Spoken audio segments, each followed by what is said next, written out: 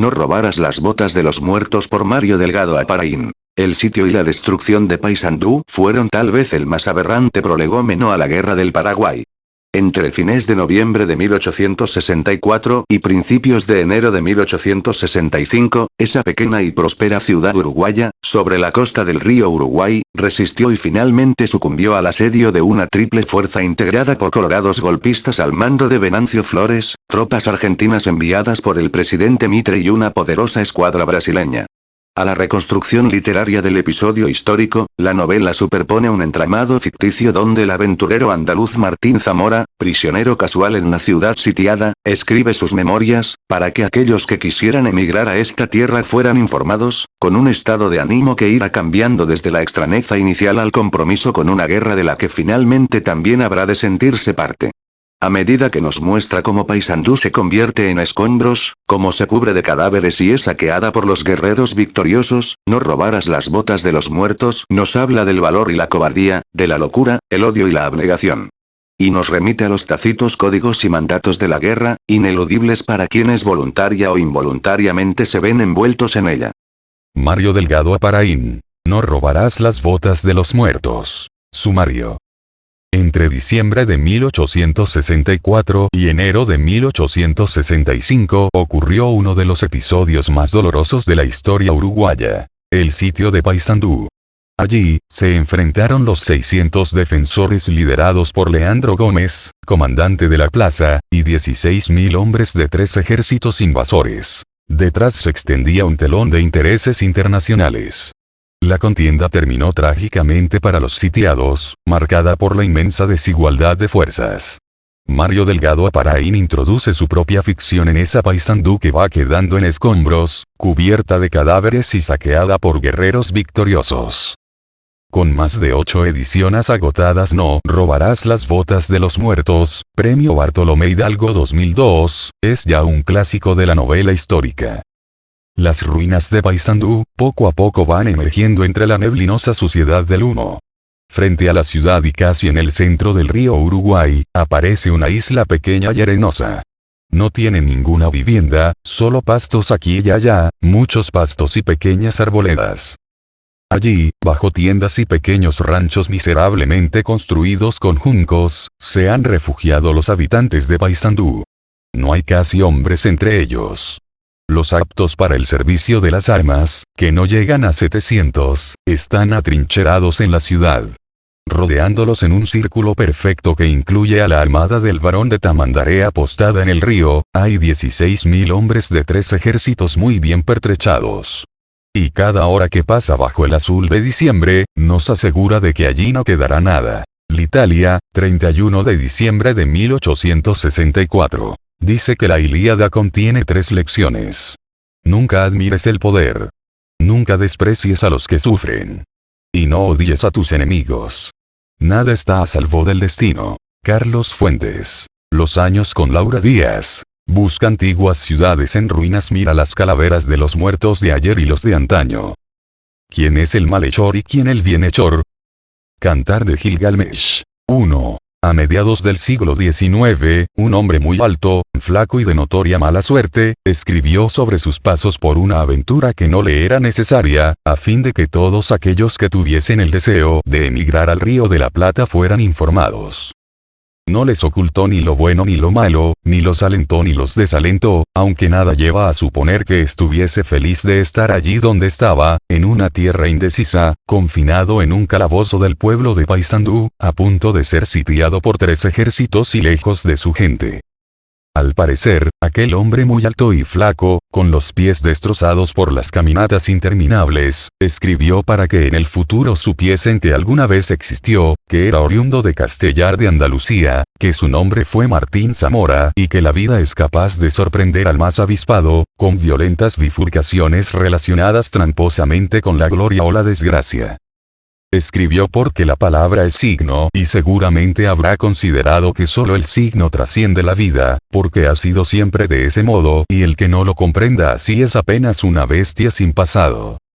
2. 26 de noviembre de 1864. Martín Zamora, alias El Moro, quien a los 32 años se consideró a sí mismo un hombre vigoroso y entonado por el fuego, escribió también para dejar constancia de que estaba, se supone, en las reflexiones finales del 26 de noviembre de 1864, demacrado y sin afeitar, en un resignado desaseo del cuerpo y a poco de ser pasado por las armas junto a un par de ciudadanos de diferentes imperios.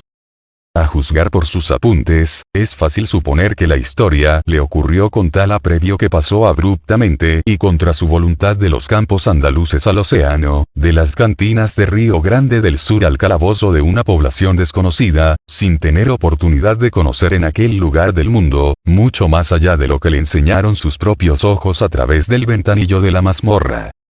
De día, a la luz intensa del sol y a lo lejos, podía ver el río Uruguay, sus florestas lejanas y su corriente aterrada.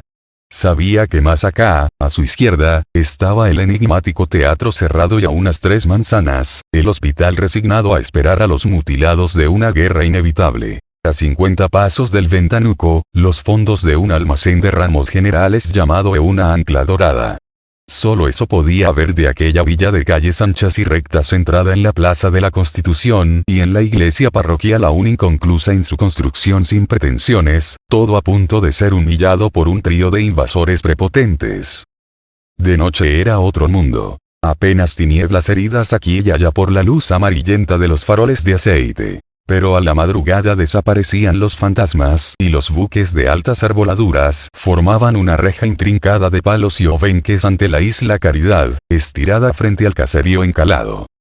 A esas horas primeras, las calles echaban al aire un ruido vago y febril de voces, de ruedas de carretones, de perros quejumbrosos y adivinos de la batalla, de leña quemada, de agua de toneleros, de mosquitos, de miseria recién llegada.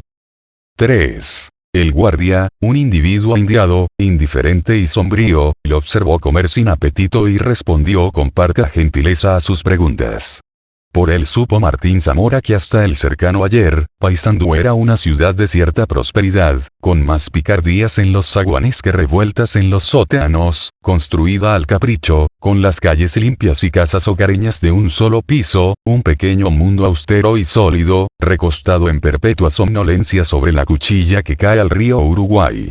También por el soldado supo que el dinero que circulaba era en papel, el oro para los grandes valores y la guerra un baile sin fin a toda orquesta, a un paso de carcomer los huesos de la gente anónima. Y por lo que dijo el guardia, también dedujo que los imbéciles son los mismos que en cualquier parte del mundo. Aunque de ellos, menos de 1000 dispuestos a resistir con las armas una horda de militares brasileños, uruguayos y argentinos, ¿a cuál de ellos más insatisfechos? Aventureros de diversa laya y terratenientes apasionadamente hostiles. Pero Martín Zamora sintió que no tenía mayores deseos de conocer más de lo que ya sabía acerca de los habitantes del lugar. Más bien le había hecho un sitio de preferencia al pesimismo y no le quedaban fuerzas para juzgar los sueños de quienes aún guardaban esperanzas para hacer de aquello una cosa distinta.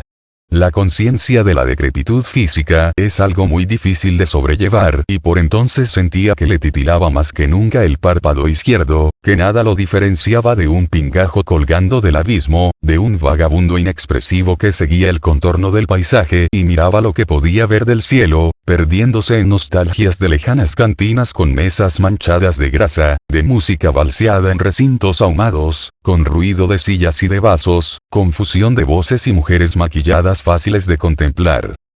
Nunca volveré atrás. Lo he perdido todo, pensaba. 4. Todo es lento, increíblemente lento antes del vértigo de una guerra. Cuando pensó en eso detuvo la escritura y buscó excusas, sensaciones diferentes que no iban más allá de observar el dorso de sus propias manos, o las grietas de la mesa o las sombras avanzantes del calabozo. Sabía que detener la escritura era una tenebrosa artimaña para vaciar de ideas el cerebro y caer en un ínfimo placer de aptitud mística, de formularse la pregunta de quién, así, con menor motivo, no se hubiera vuelto religioso, reduciéndolo todo a santiguarse y a pasar el tiempo. Sin embargo, ni aun clavando sus ojos en el tablón oscuro donde disponía las hojas y las frases, Martín Zamora pudo ocupar la mente en la repugnante nada, en el milenario truco de la nada, puesto que allí, ronquido y queja, para mantenerlo en estado de realidad, estaban ellos, sus compañeros de condena. En un catre a su derecha, reposaba el capitán Raymond Harris, un militar británico, refinado delincuente y espía a la fuerza del general Bartolomé Mitre, capturado mientras intentaba hacerse pasar por uno de los 5 desertores del general Venancio Flores. Él tenía su historia y bien turbia, que era más para desaconsejar que para aconsejar. Ya se sabrá. En el otro catre, en la penumbra izquierda del calabozo, agonizaba Hermes Nieves, personaje al que conocía de una década atrás, último puente vivo del pasado al presente. Se trataba de un secuestrador de negros libertos al servicio del Imperio del Brasil, un hombre llevado y traído por una sucesión de historias terribles, por andanzas de bárbaros y pícaros, y sin otro destino que el de ser recogidos jovencísimos por la muerte. Enfermo y contaminado, con mínima conciencia, Hermes Nieves padecía sus horas contadas por decisión de los hombres del comandante Leandro Gómez, por haber ido demasiado lejos en sus salvajadas, por ladrón de caballos y de negras preñadas, por perro guardián del más feroz de los bandoleros de Río Grande del Sur, el tuerto Laurindo José da Costa, un inepto para el trabajo y sin ningún respeto por la vida humana. 5. En la observación de Hermes Nieves, Martín Zamora descubrió que le toleraba cada vez menos sus quejidos. Y detrás de la intolerancia también descubrió agazapado el feroz desorden de sus nervios, la infructuosa espera a que el silencio del enfermo se sumara al del capitán Harris y lo acompañase, de una buena vez, hasta el último tramo del existir. Les deseaba la muerte. Es cierto que era terrible el sufrimiento del brasileño. Pero a Martín Zamora se le hacía aún más terrible, pues siempre fue demasiado sensible a determinadas voces relacionadas con la enfermedad. Curiosamente no le preocupaban los emplastos que enmascaran las mejillas de los que sufren lepra, pero no soportaba la idea de las curaciones con mercurio de los sifilíticos. Ignoraba la razón, pues no anduvo jamás con putas, acaso si alguna vez logró adormecerlas con su guitarra al paso por las tabernas de la costa atlántica, de modo que no tendría por qué temer. Era aquella enfermedad en sí lo que lo perturbaba, aquel mal de Venus que le había tomado a Hermes el cuerpo y el alma, aquel mal que lo irritaba y atontaba, que lo espantaba, que le relajaba las fibras o le ocasionaba un flujo de orina o una evacuación involuntaria. Por momentos lo observaba con detenimiento y creía percibir que el hielo se había instalado en la mirada del forajido de Río Grande del Sur, facilitando el escape a un sitio distante de los agentes de la enfermedad, traspasándole a él la fiebre durante el tiempo que duraba la fuga. Entonces Martín Zamora se ponía de pie, se acercaba al agujero enrejado de la mazmorra y se quedaba así, sintiendo que le crecía la barba, aguardando muy quieto a que llegara el amanecer, el retorno del sol restallando inclemente sobre los copos de cal viva del caserío. Recién entonces podía volver a escribir. 6. A causa de mi vieja costumbre de hablar solo, de preguntarme en voz alta las razones de la extraña guerra que se avecina, de intentar comprender la agresión a esta población desconocida que será asediada como un mal remedo de Masada, el inglés Harris se compadeció de mi ignorancia y trató de explicarlo como si lo estuviera haciendo para un auditorio de indostanos al otro lado del mundo. Es decir, para que lo entendiese de una vez por todas.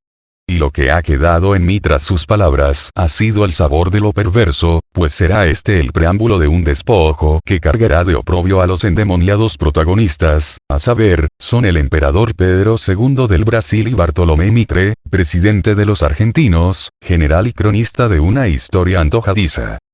Ambos desean escarmentar y mutilar el Paraguay de Francisco Solano López, el penúltimo eslabón de una estirpe de tiranos, y digo penúltimo pues siempre habrá que dejar un sitio para uno más en la historia venidera, ha dicho Raymond Harris. Y solo porque el mariscal de los guaraníes cree que en este mundo el progreso es posible si se logra una distancia prudente con los imperios y si, como dicen, para muestra alcanza un botón, a don Francisco Solano le faltan ojales, pues de ese modo ha logrado el telégrafo, el primer ferrocarril americano, la iluminación de la ciudad de Asunción, la paz y el orden. Sin embargo, este par de rapiñeros ha sabido embosar estos planes de despojo a cuatro manos, bajo la máscara de una cruzada por la libertad y otras patrañas. Y para ello han usado al general Venancio Flores, un hombre entretenido en golpear a los hombres a uno y otro lado de la frontera, mientras huye de las locuras de sus hijos y de la prepotencia de Agripina, como llaman a su mujer. Mitre y el emperador le han prometido ayuda. Derrocar al presidente Atanasio Cruz Aguirre y hasta sentarlo en el sillón presidencial, con la condición de que, a cambio, agregue su parte de sangre en la marcha de tambores sobre el Paraguay. Sin embargo, no será tarea fácil, pues en el camino a Montevideo se atraviesa un obstáculo: el coronel Leandro Gómez y su reducto, la plaza militar de Paysandú. Y aquí estoy yo, en el peor lugar y en el momento menos indicado, para caer preso y ser fusilado por gente de seguro poco inclinada a un juicio justo. 7.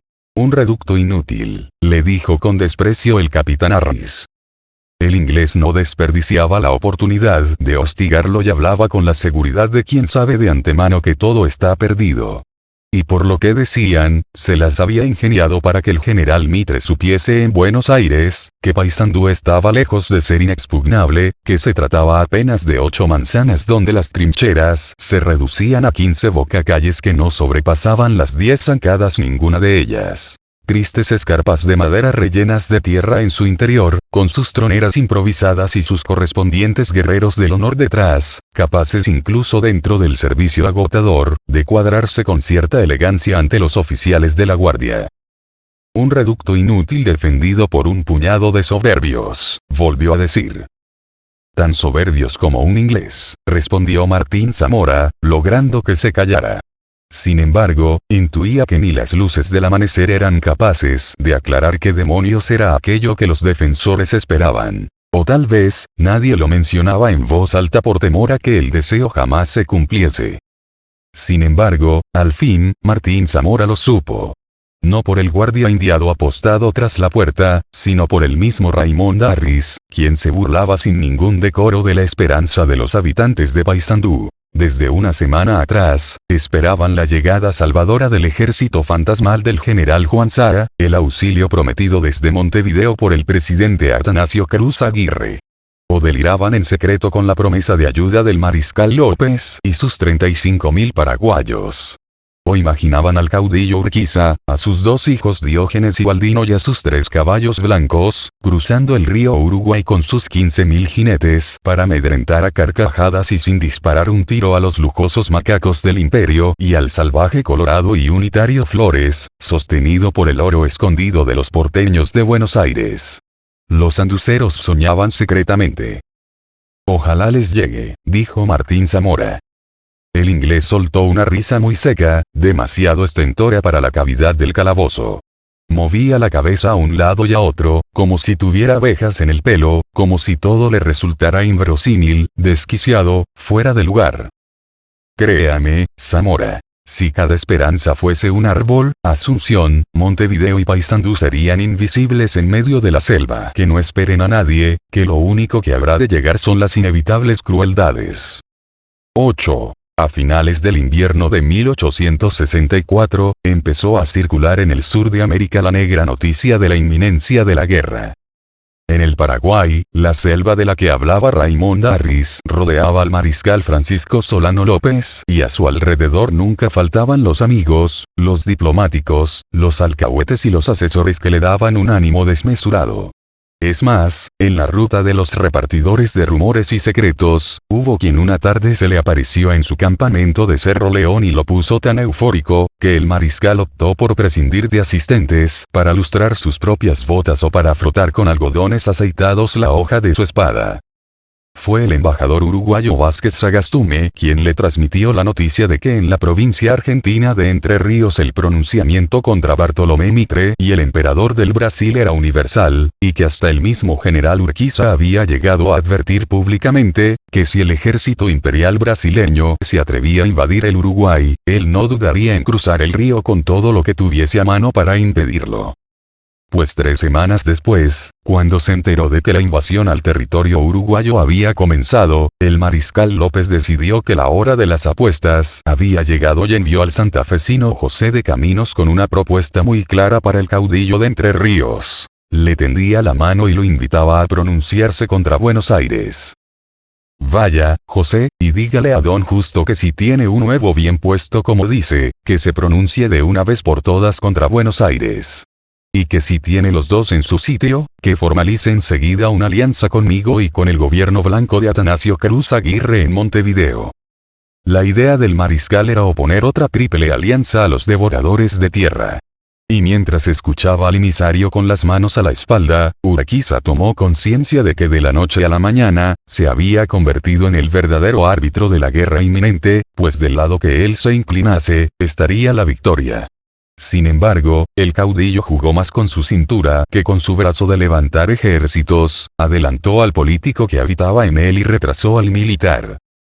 Dígale al mariscal que no permitiré que Mitre use uno solo de los hombres de Entre Ríos o de Corrientes, para armar expediciones al Paraguay. Rebosante de alegría, José de Caminos desanduvo el trillo y el 8 de noviembre, bajo un sol todavía amable y con un vaso de brandy en la mano, le comunicó la novedad a Francisco Solano López en su campamento de Cerro León. 4 días después, el mariscal tenía el destino tan brillante y visible como una esmeralda brasileña. Para probarlo le alcanzó con el Marqués de Olinda, un vapor que en pleno mediodía pasó resoplando frente a la Rambla de Asunción, mientras cumplía su línea habitual entre Río de Janeiro y Corumba. A bordo, abrillantado por el calor agobiante y fastidiado por los mosquitos, iba el gordazo Carneiro Campos, flamante presidente de Mato Grosso, llevando hombres y materiales de guerra para reforzar las defensas del Alto Paraguay. Los ríos no tienen dueños, rapaz. Queremos aguas libres para el Mato Grosso, le había dicho con voz suave y sencilla el emperador, soñando con una salida al mar para los confines de su gigantesca espalda verde. Sin dudarlo un instante, el mariscal López ordenó desde su campamento que el buque de guerra Tacuarí detuviese de inmediato el vapor brasileño, que incautase sus pertrechos de guerra y que el mismo Carneiro Campos y los tripulantes del vapor fuesen retenidos como prisioneros de guerra. La orden se cumplió con pulcritud y elegancia de caballeros. Y apenas incautado, el Marqués de Cerro Olinda fue armado de inmediato para reforzar la escuadra paraguaya destinada a invadir primero el Gran Mato y a dar una mano después a los amigos independentistas de Río Grande del Sur, los farrapos republicanos. Escandalizado, el ministro brasileño en Asunción, Viana de Lima, se pasó la mañana y la tarde del día siguiente recorriendo en carruaje todas las legaciones diplomáticas que pudo, elevando protestas blasonadas ante el insólito atropello y reclamando respeto y civilización para su soberanía. Hasta que al fin, a grito pelado, logró enfrentarse al ministro paraguayo de Asuntos Exteriores. Señor Viana, cálmese, le dijo el ministro con una sonrisa de medianoche. El gobierno de Paraguay ha obrado con el mismo derecho que ha ejercido su imperio al ocupar el territorio uruguayo. Ante la convicción de que aquella temeraria respuesta significaba la guerra desatada, Viana de Lima se volvió a su residencia, aprontó rápidamente 4 baúles de pertenencias y aquella misma madrugada abandonó el Paraguay, con su mujer bostezando, 4 esclavas del Congo y la cabeza cargada de represalias. 9. Sin embargo, tal como advirtió Raymond Darris antes de quedarse así, adormilado y de espaldas a él, aquella villa tan defendible desde tantos aspectos no lo sería por nadie más allá de sus últimas casas, por ninguno de los aristócratas montevideanos ni por los comerciantes convertidos en políticos, gente empobrecida y golpeada entre el océano y las llanuras interminables. Verá usted la forma pintoresca en que esta ciudad será vendida al mejor postor a la menor oportunidad, dijo de pronto el inglés, girándose en el catre para verlo mejor. Tal vez hoy o mañana o dentro de 2 centurias. No importa cuándo. El postor se abre paso sutilmente eternamente entre las intrigas, como corresponde, afanado por alzarse con el santo y la limosna. Martín Zamora entendió lo que decía, pero no respondió. Entre otras cosas porque la puerta se había abierto sin ruidos y el guardia había dejado sobre la mesa un pequeño plato de latón abrumado por el tizne. En voz baja, el soldado le dijo antes de irse. Don Zamora. En un rato vendrán a interrogarlo. Tenía la comida ante sí, pero no se atrevía a comer. Solo a él le habían servido. Don Zamora. Y que le haga buen provecho, dijo Raymond Darris burlón, apagándose en la penumbra. 10. Se trataba de un pirón áspero, acompañado de la misma carne grasienta que hubiese comido en su casa de Castellar 10 años antes, tal vez la misma cena agria y miserable de entonces. La diferencia estaba en que allá, en su casa, hubiese estado libre, hubiese comido aquella porquería en libertad. Pero aún eso era soportable en el calabozo. Lo que no podía resistir era la idea de no morir en libertad, privarse de los ojos de sus parientes mirándose y mirándolo, de los seres queridos oyéndole maldecir en voz baja a la monarquía miserable, mientras se preparaban a enterrarlo entre los ángeles de mármol en un cementerio de los alrededores. Daría todo el futuro por echar el tiempo atrás y volver por Irene, su mujer prohibida, disputada a navajazos por Jeremías el Corto, un gitano agraviado en el honor en los muelles de Algeciras. Mataría o moriría en el intento por rescatarle y decirle al oído que había abandonado para siempre la idea de emigrar, pues había comprendido que para bien o para mal la vida debe jugarse donde ha tocado nacer. Vendré por ti, mi amor. Algún día vendré por ti, fueron las últimas palabras antes de librarse de una muerte segura y extraviarse entre aquellos comerciantes escuálidos, empeñados en compartir las pérdidas más allá de los espantos del mar. Aún en aquel instante del calabozo en que le dolían los huesos y devoraba el engendro del cocinero, Martín Zamora se lamentaba de no haber sido encadenado 10 años atrás en una gendarmería de Algeciras o devuelto por la fuerza al horno de la panadería de su padre, un buen hombre laborioso y lector, para quien el crecimiento de las espigas del trigo nunca fue demasiado lento, mientras que él, insensato, prefirió la velocidad de la levadura cuando se trató de pensar en el progreso. Es más, el viejo y lejano panadero de Castellar de Andalucía, Crispín Zamora, ávido rastreador de la historia del mundo, hombre por todos querido y marido de Dolores, alegre devota de la Virgen del Rocío, debió haber prohibido 10, 15, 20 años atrás y bajo pena de sangriento castigo, que a la hora de la cena su niño Martín Zamora pronunciara el maldito nombre de América. Pero no, señor, al viejo Crispín Zamora jamás se le ocurrió semejante cosa. 11. Nada es peor que lo malo. Odien el mar, había escrito Martín Zamora. Atiendan las advertencias de los mayores y mantengan el odio en continuo hervor, y así se protegerán de estas tierras engañosas, donde todas las artimañas son válidas desde el mismo momento de zarpar de Europa, y no exageraba. Una década después, encerrado en el calabozo de la jefatura de Paysandú, aún podía recordar la advertencia mayor de la agencia marítima en donde, sin ningún amigo, sin ninguna recomendación de doctor, cura, licenciado ni señor con vinculaciones entre los promotores de sueños, debió pagar uno sobre otro los 3.000 duros para ser llevado a la ciudad de La Habana.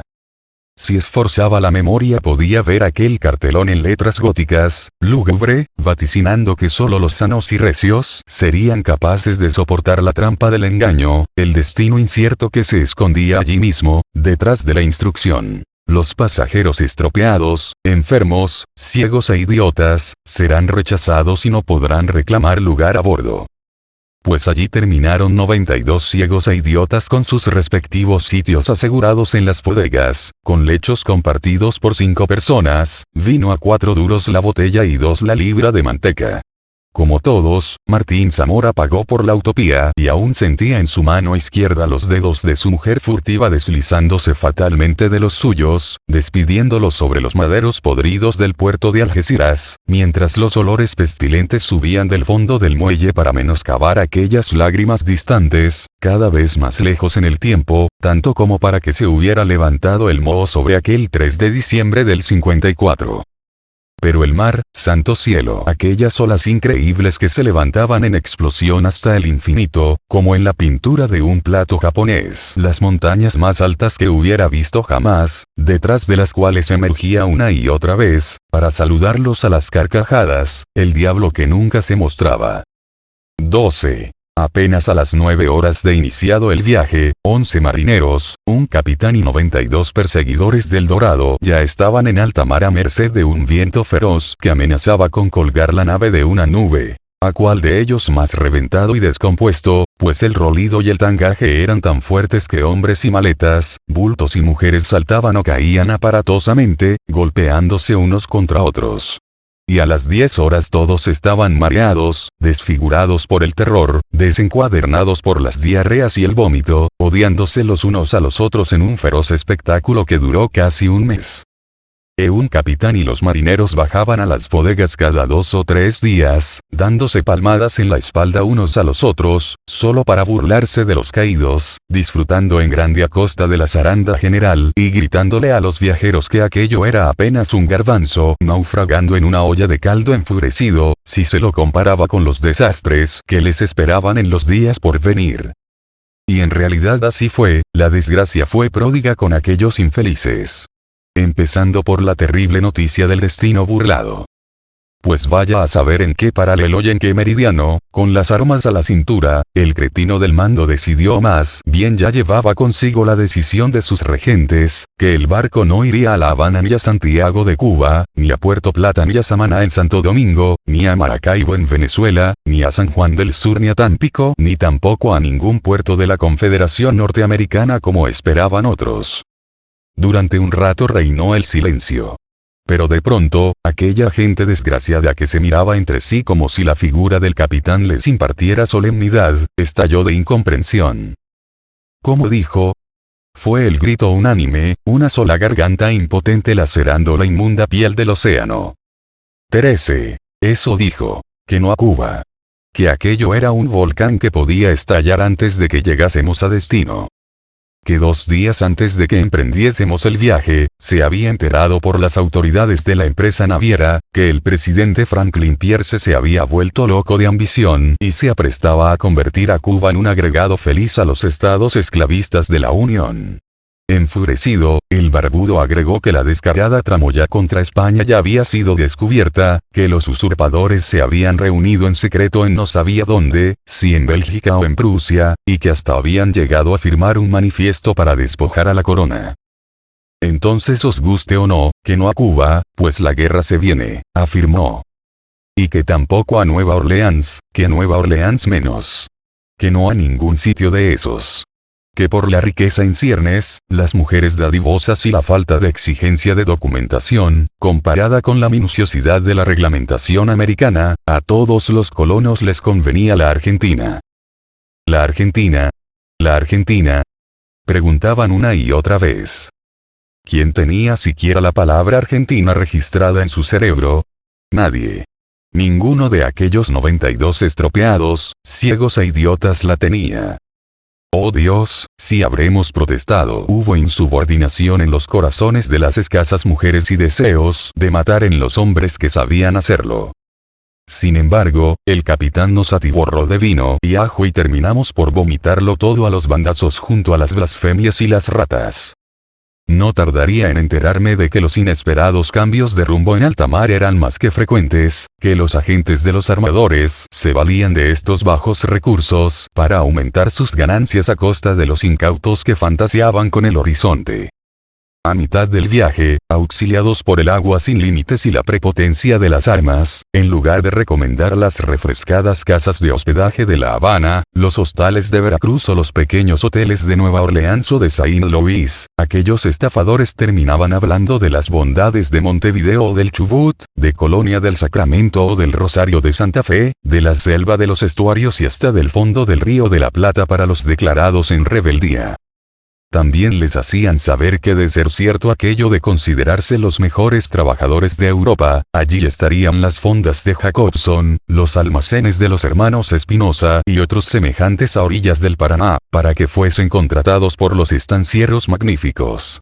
Y de esta manera, muchos de aquellos infelices ligures, marselleses, piamonteses, saboyanos, sardos, napolitanos, andaluces, navarros y vascos de uno y otro lado de la frontera pirenaica, poblaron las tierras del sur americano sin haber tenido nunca la intención de hacerlo. ¿Y qué nos espera allá? Por Dios, ¿qué nos espera? Lloraban las mujeres. ¿Qué les espera? Pues no se quejen, decía el capitán. Y resbalando sobre las palabras como un buen bailarín que no roza a las demás parejas, explicó que seríamos transportados en carretas desde Buenos Aires a las 33 hectáreas donadas a cada uno por el gobierno argentino. Que si evitábamos desmandarnos en el vicio fácil o llorar por las polleras de nuestras madres, comenzaríamos con un rancho de 2 piezas, 6 barricas de harina, semilla de algodón, tabaco, maní, trigo, maíz para sembrar 10 cuadras, 10 cabezas de vacuno y 2 caballos, todo lo cual equivalía a 200 pesos fuertes. Un contrato, que de ser cumplido, dijo, nos daría todo en propiedad en 5 años. Así que a olvidar los picos de Sierra Nevada o las naranjas rechupadas, porque allá las hay mejores.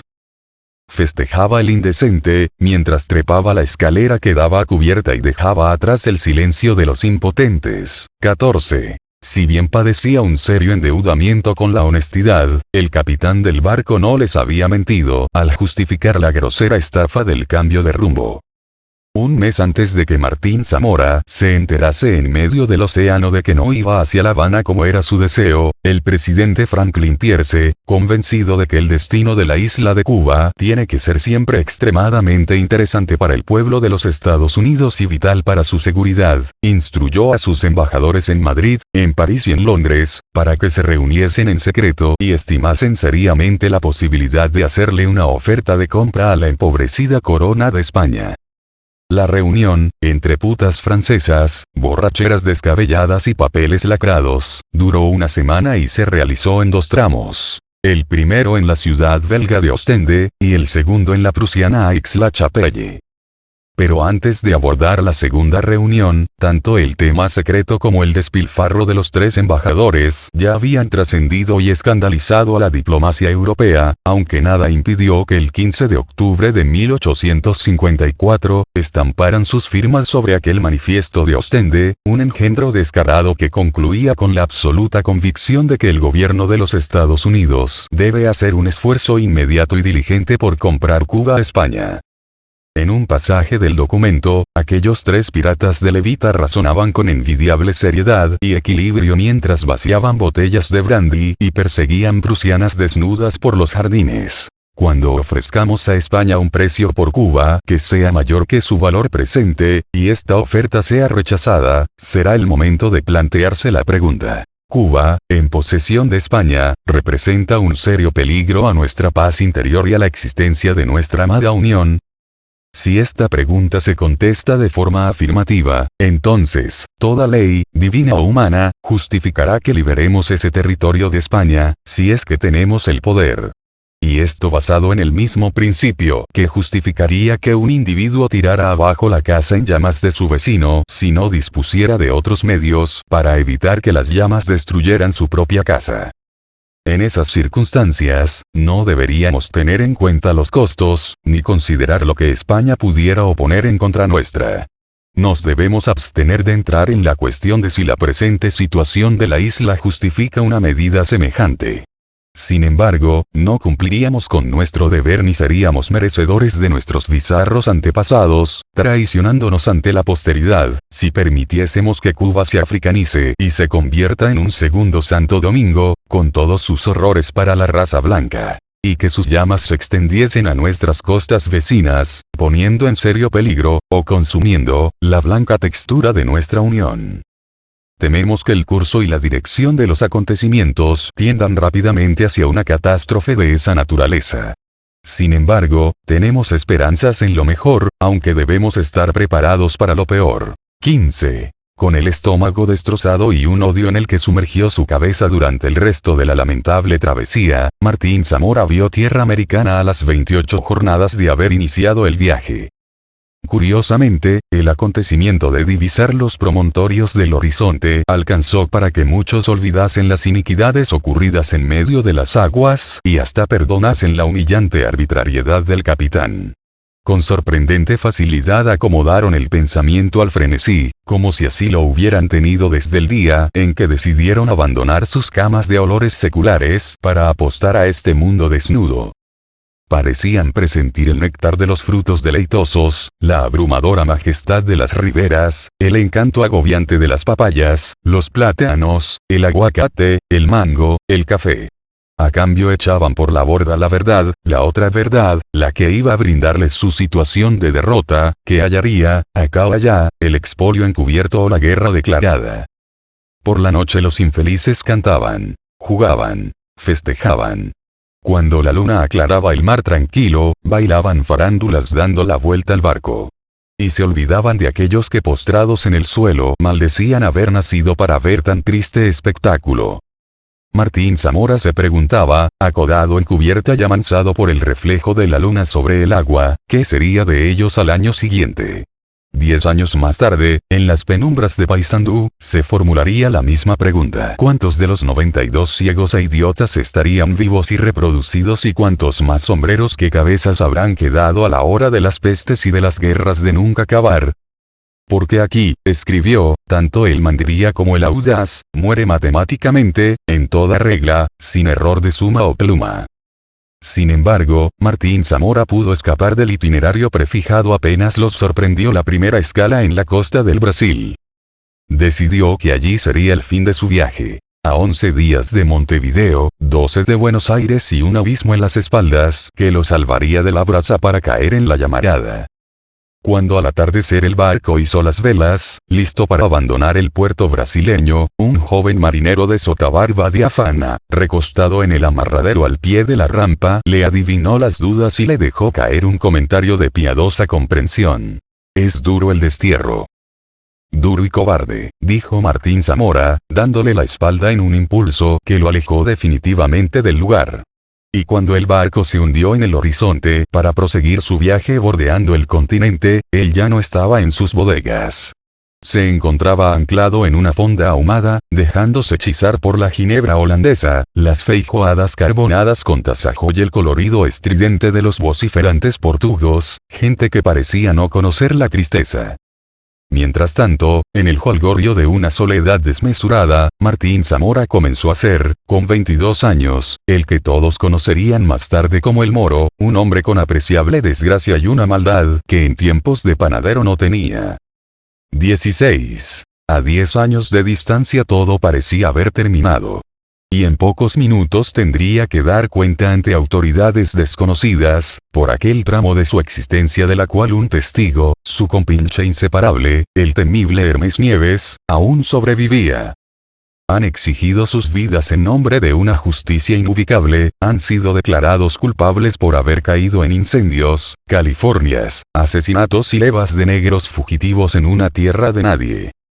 A decir verdad, no le causaba gran desasosiego la idea del fusilamiento público. Sin embargo, a trechos, sus ojos helados saltaban a través del agujero enrejado sobre el río portentoso y brincaban sobre bergantines, cañoneras de guerra llegadas de ultramar, patachos, sumacas de navegación costera, un pequeño bote de corambreros. Observándola sentía, curiosamente, que a cualquiera de aquellas inocentes embarcaciones subiría en ese momento sin los terrores y mareos de aquel detestable navío del 54, para echar a andar el sueño de un regreso a las cerradas de Algeciras, seguro de que retornaría pálido, frágil y convaleciente, pero aún lejos de la edad de morir, aunque lo esperasen todos los gitanos sedientos de venganza. Tal vez, antes de que lo acuchillasen, tendría tiempo de sentirse feliz de inundar sus narices con el aroma seco de las fogatas del puerto, donde aquellos viejos marinos acostumbraban a frotarse las manos, para calmar los primeros fríos de noviembre y hablar de juventudes inmemoriales, delante de los curiosos que jamás habían flotado por esos mares de Dios. Y yo, escribía, oculto entre los eternos corrillos de ignorantes, pero secretamente sabedor, le explicaría a Irene lo que hombres como aquellos viven cuando sus horas se tiñen de oscuridad en pleno día, en medio de montañas líquidas como circos enloquecidos que derrumban y levantan una y otra vez sus carpas. Y luego de contar 1000 leyendas con hedor a aceite de ballena, abandonaría los puertos para siempre y con mi pequeña mujer flaca huiríamos a refugiarnos en nuestro hogar. Retornaría al cobijo de las ruinosas murallas de Castellar de la Frontera, a pie como los buhoneros, con la ropa hecha harapos y esa brillantez en la mirada de los que acaban de vivir hazañas importantes. Luego ataría con fuerza mis tobillos al piso de nuestra casa de 600 años y leería en voz alta los harapientos libracos de historia de mi padre, el panadero. Y créanme, muchachos, no abandonaría jamás las callejas cobijadas de Castellar. Es más, prohibiría bajo pena de sangriento castigo que a la hora de la cena se pronunciara el maldito nombre de América.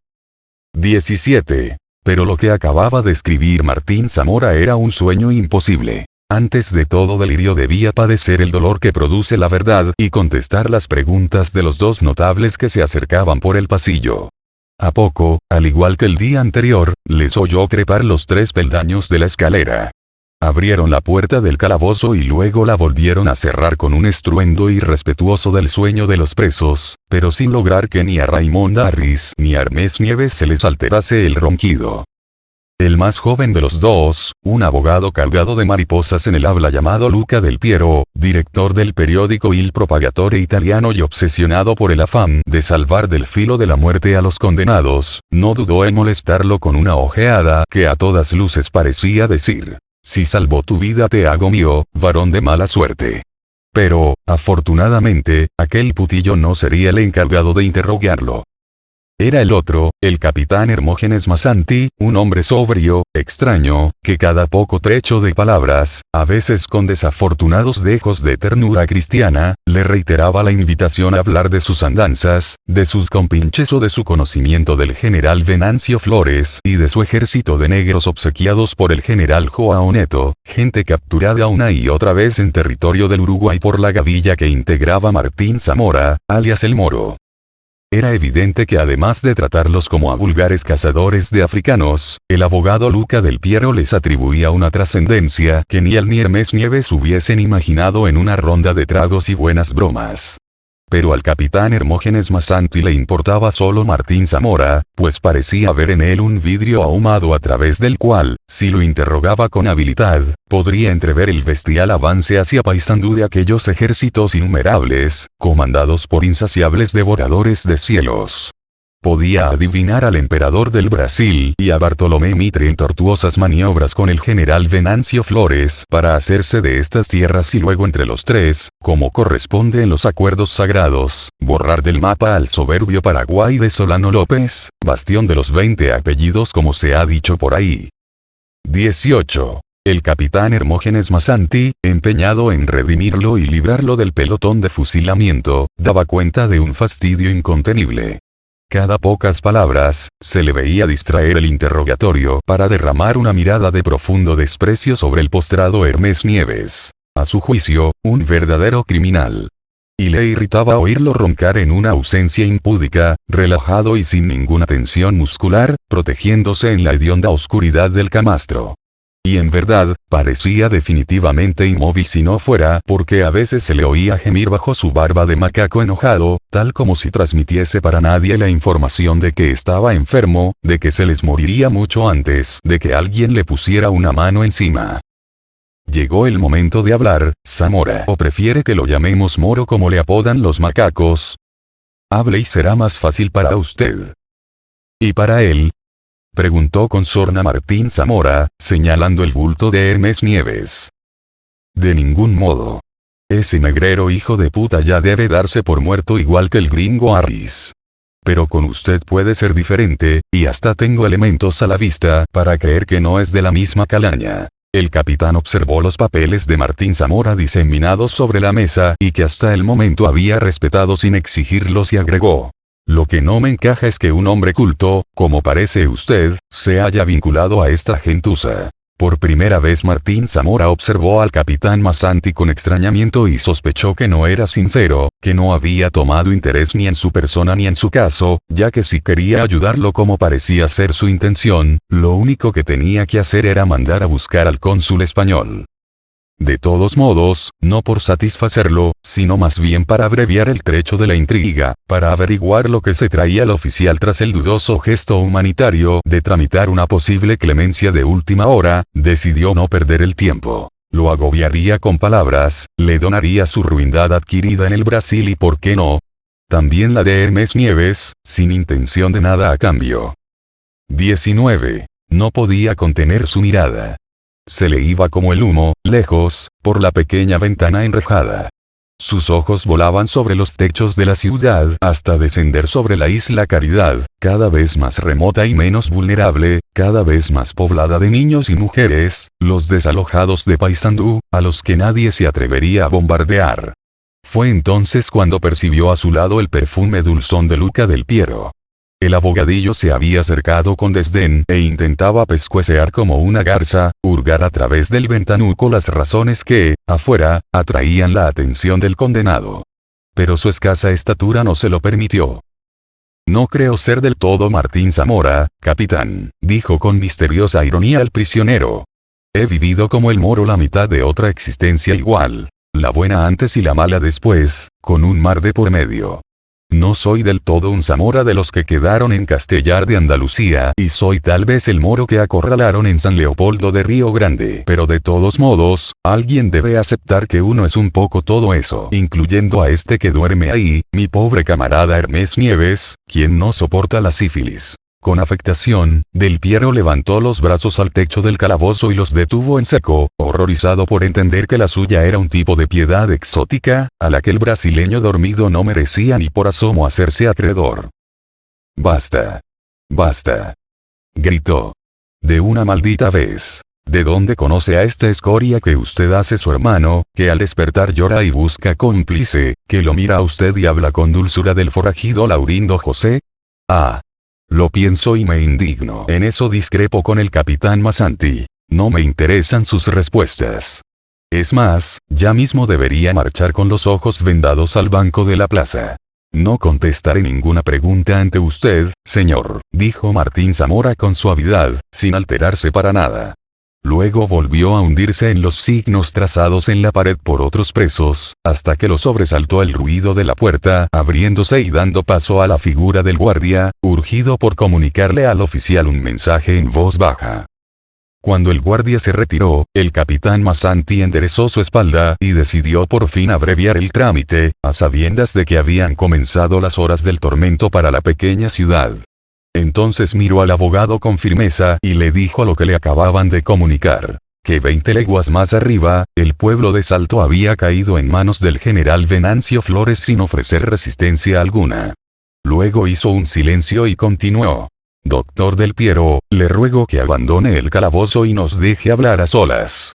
Tenemos muy poco tiempo. Mientras hablaba, el oficial tomó de un codo al amanerado, lo acompañó hasta la puerta y lo echó afuera. 20. El capitán Masanti cerró la puerta y volvió de mala gana, convencido de que hay situaciones para las que no existe ni una sola reacción adecuada. Vamos, pórtese bien, Zamora. No complique las cosas más de lo que están. Con clara conciencia de que aquella era la única oportunidad de hablar con aquel hombre, sin importarle que existiesen allí otros testigos, Martín Zamora elevó la mirada y el fluido fue a dar directo a los ojos del oficial. Capitán, estoy dispuesto a decirle la verdad, pero antes me dirá usted hacia dónde correrá nuestra suerte. No me pregunte por ellos. Lo que se hará con usted, aún no está decidido. Ahora, dígame su verdad, ¿cómo llegó a esto? Martín Zamora tomó los papeles y emparejando las hojas, las acercó al extremo de la mesa para que Hermógenes Masanti las tomara. Dejémonos de joder con este interrogatorio. En estos papeles están todos mis pasos perdidos. Están más claras estas respuestas que sus preguntas cansadas. Y si algo no le satisface, entonces conversamos. De paso, le estoy agradecido por permitirme escribir. Fue un acto de curiosa decencia. El oficial tomó los papeles y abandonando el acento imperativo de su servicio, tomó la única silla y la acercó a la luz. Luego tomó asiento y sonrió antes de comenzar con la lectura. Tiene usted una hermosa caligrafía. A mí también me gusta escribir. ¿Qué escribe usted? Preguntó Martín Zamora. Los partes de guerra, el diario del soldado, no más que eso. Martín Zamora se fue a su camastro, se echó boca arriba y explicó, antes de que el oficial iniciara su lectura. Es tal como dije. Conocí a Hermes Nieves hace unos 10 años, allá por mayo del 54, él en tránsito por San Leopoldo y no por las inmediaciones de Porto Alegre como afirmó el marica. Empiece en esa página que puse encima, donde digo que estoy herido en el alma y con una guitarra por toda compañía. Hermógenes Masanti le prestó atención. Luego se echó hacia atrás en la silla y se hundió en los papeles con la expresión sobria de quien está predispuesto a respetar lo escrito. 21. Herido en el alma y con una guitarra por toda compañía, acaso por haber conocido un destino de nómada, dejé el puerto y lo dejado atrás, atrás quedó. Deambulé mucho tiempo de poblado en poblado, sin entender lo que ocurría en esta parte del mundo triturada por brasileños, uruguayos y argentinos, sin poder decidir por más que lo intentase, qué hacer con mi vida. Al fin, oculto en los montes de la hacienda de Terrao al sur de Río Grande, cuando ya desconocía toda noción de triunfo, terminé por abandonarlo todo y me uní a interminables historias relacionadas con hurtos de esclavos, con emboscados y francotiradores, a traición y por la espalda. Me hice hombre armado de Laurindo José da Costa. Él salvó mi vida.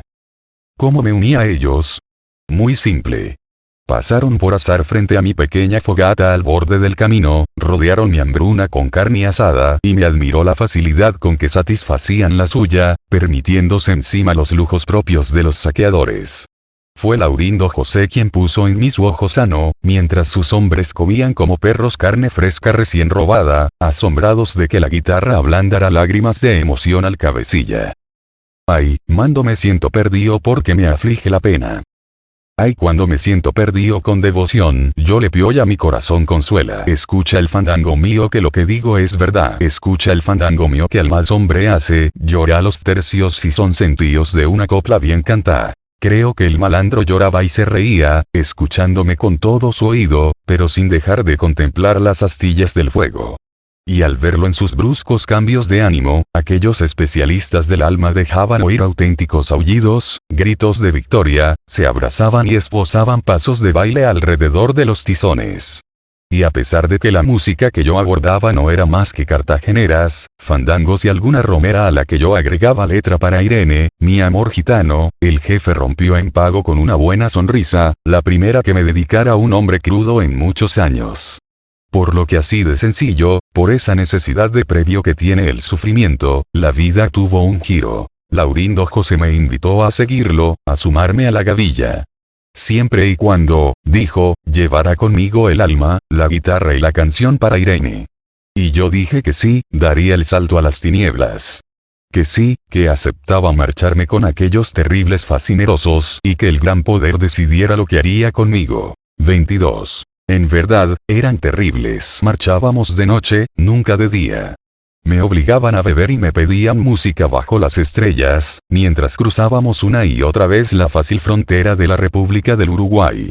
Alternábamos las fechorías con cargamentos de cuero, de tabaco y municiones de guerra, o escarbando en las minas de oro abandonadas y no tanto. Yo les acompañaba al esfuerzo con la guitarra, y me detenía solo cuando veía polvillos dorados destellando en sus barbas, señal de que una breve riqueza había llegado. De todos ellos aprendí lo que nunca antes. Y Hermes Nieves fue mi hermano de sangre durante estos últimos 10 años. El paisaje, las sierras eran su libro, su brújula y su carta de viaje. El cielo le prestó la referencia lejana, e incluso conocía la antigüedad exactísima de cada huella. Hermes, Berlanido y sobre todo Laurindo José eran verdaderos doctores del rumbo.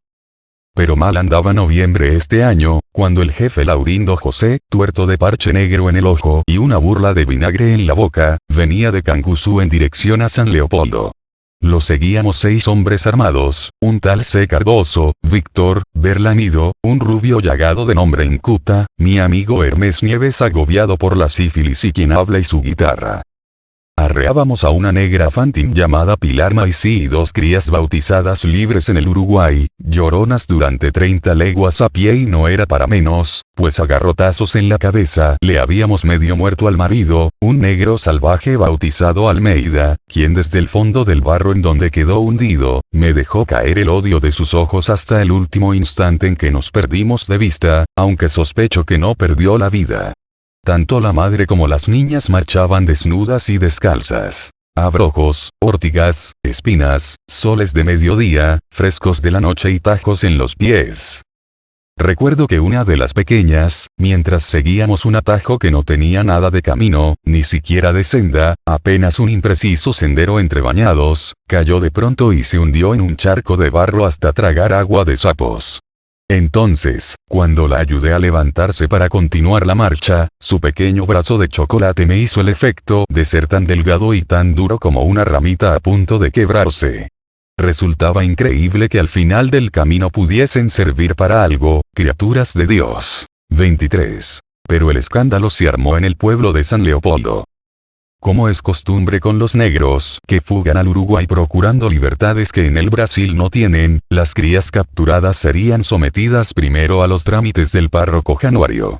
El cura les daría, como siempre, documento legal como nacidas de vientre esclavo. La madre y las hijas por igual, de lo contrario el traficante Germano Cray no pagaría por ellas ni aceptaría negocio de clase alguna. Pero alguien, algún alcahuete de los uruguayos, les había hecho el favor de denunciar los pasos de Laurindo José y nos estaban esperando.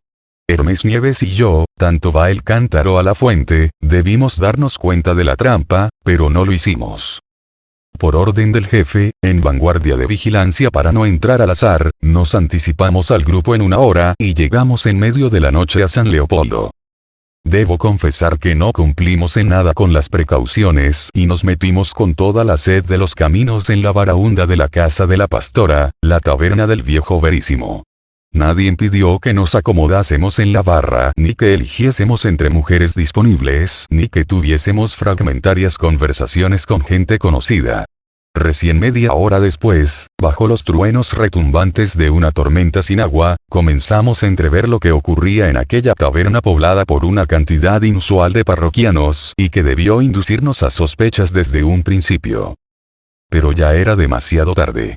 Mientras yo templaba la guitarra con unos tragos de más a cambio de canciones para nadie y Hermes combatía su fiebre en la barra atiborrada buscando calores de putas, fuimos de pronto paralizados en un rincón a punta de dagas camufladas en ponchos finos. Con notable disimulo, nos detuvieron con solvencia en cuestión de segundos, puesto que nadie allí dentro se apercibió de que éramos los primeros prisioneros de la gavilla más temida de Río Grande del Sur. 24. Alguien dispuso una mesa en el centro del salón y muchas sillas en semicírculo. Luego tomó asiento un grupo de personas hasta entonces inadvertidas, pero que a partir de ese instante se tornaron ostentosas por la relevancia y por las ropas que llevaban encima. El resto permaneció de pie, en conversaciones normales, pero con todos los indicios de estar expectantes ante lo que se avecinaba. Cualquiera hubiera dicho que allí se aguardaba un delegado imperial, porque a Laurindo José lo esperaban personas de importancia, gente de negocios extranjeros, del presidente provincial y del consulado uruguayo en Río Grande. Pero sobre todo lo esperaba la policía. Más de 20 gendarmes rodearon en silencio la casa de la pastora, la cantina donde Laurindo José y su gente, desde mucho antes de que los conociese, iban por bebidas y mujeres al retorno de cada viaje. De modo que esa noche, policía y autoridades de 2 naciones esperaban llevar a feliz término la fantochada de su captura. Y yo y mi guitarra quedamos dentro, convertidos en incómodos testigos. Disimulados entre mujeres de la vida, hombres de gavilla y gendarmes de día libre, se ocultaban los jerarcas. Un tal Santiago Guillenea, cónsul del Uruguay en Río Grande, el mismísimo João Lena Vieira, presidente de la provincia de San Pedro de Río Grande del Sur y 2 notarios enviados por Paulino Limpo de Abreu, el principal de los negocios extranjeros, borrachos en su mayoría por las ginebras de la espera y grasientos por el tocino crudo. Tal como he señalado, así se presentaron, pero antes de hacerlo dejaron que entrásemos todos en aquella ratonera cargada de humo de tabaco y al son de los truenos luminosos. 25. Casi al bordear la medianoche, hediendo a verija de caballo, imponente en su ropaje y armamento, José Laurindo da Costa apareció con ruido de ostentosas nazarenas de plata a la cabeza de los hombres restantes. Y detrás, las prisioneras más lloriconas que se haya visto jamás. Recién cuando las infelices se echaron como perras en el suelo de ladrillo, seguro que dando por descontado haber llegado al fin del camino, los notables se pusieron de pie entre las mujeres sentadas. El forajido los saludó con ceremonia, sorprendido de que todos lo miraran a él, mientras dos de sus hombres, Incuta y Berlamido, intentaban en vano acallar el trastorno de las negras desnudas, tapando sus bocas con sus dedazos mugrientos. Pero aún antes de que se completasen los saludos, como el cuadro era imposible de disimular, el cónsul Guillenea no pudo soportar aquella presencia de asoladora violencia al alcance de su mano y al alzarse hacia adelante hizo correr, con ruido, la silla en la que estaba sentado. A mi juicio perdió los estribos, olvidó la diplomacia y la naturaleza del territorio donde estaba, para esgrimir un dedo envarado que saltaba enloquecido de las negras a Laurindo José y de este a las autoridades del imperio. Sin ninguna contención, tal como si le hubiese estallado la pólvora en la espalda, aquel hombre dio un salto que lo apartó de la mesa y se largó a caminar como un jaguar, mientras en cada ida y vuelta volteaba sillas a su paso. Con el rostro congestionado y los ojos brillantes, vociferaba pedidos de ejemplarizante castigo para los indeseables. Sobre todo para el malvado insigne, ladrón de criaturas negras en la República del Uruguay, legalizado una y otra vez por la justicia de Piratini. Yo permanecí quieto, solo, extrañamente en sombras, por unos instantes adormilado sobre el cuerpo de la guitarra.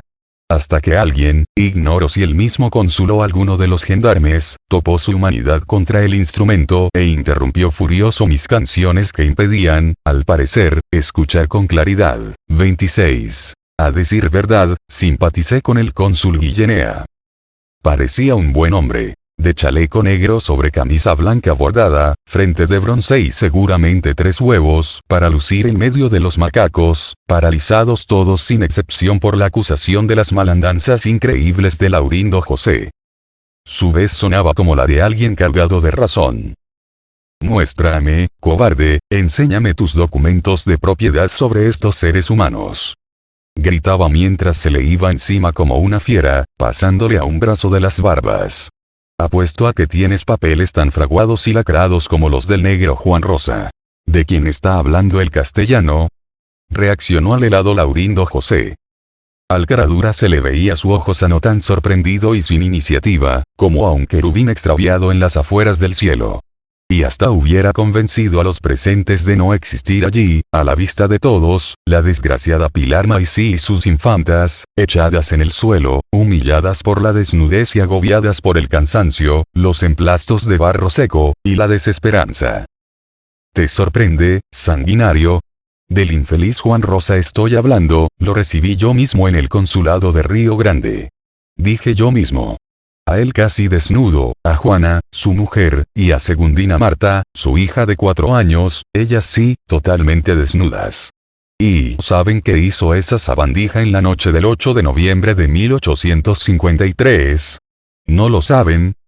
El presidente Joaolena sí que reaccionó con vehemencia, aunque apestado sus mástiles por la borrachera. Golpeó fuerte sobre un tablón del mostrador y trepidaron los licores servidos. Usted no es juez. Se extralimita, señor cónsul. El señor da Costa será investigado por competencia del imperio. Un cuerno, su excelencia. Retrucó Guillenea. No lo será ahora como no lo fue entonces, cuando este malnacido de Canguazú se internó Uruguay adentro y llegó con su partida mucho más allá del Río Negro. Ni conozco el Río Negro. Protestó con descaro el forajido. ¿Que no lo conoces, chafandín? Para ser exacto, lo cruzaste y te fuiste hasta los campos de don Eduardo Iriarte para secuestrar al moreno Manuel Felipe, su mujer y una cría de 6 meses. Los llevaste atados, hijo de perra, de tiro y a golpes por los pajonales. Pero el infeliz Manuel Felipe gritaba con demasiada insistencia que era libre, porfiando que no era su deseo seguir con ustedes de ese modo. Y a poco de llegar a la picada de la luz, este señor que ven aquí, Laurindo José da Costa, le cortó las orejas, lo degolló delante de su gente y dejó ir el cuerpo corriente abajo por el Río Negro. ¿De qué está hablando este hombre? Preguntó Laurindo José, menos querubín que antes, la mano en la cintura y rodeando con el ojo solitario a los presentes.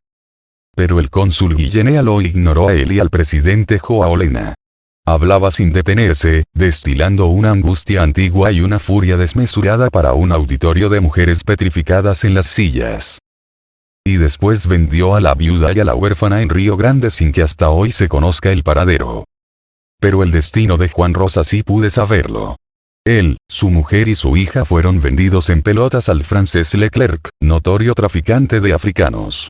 Y de no ser por un descuido del francés y por mi oportuna intervención, Juan Rosa hubiera sido revendido enseguida a Joao Felipe Neto, funcionario del gobierno. ¿Para qué?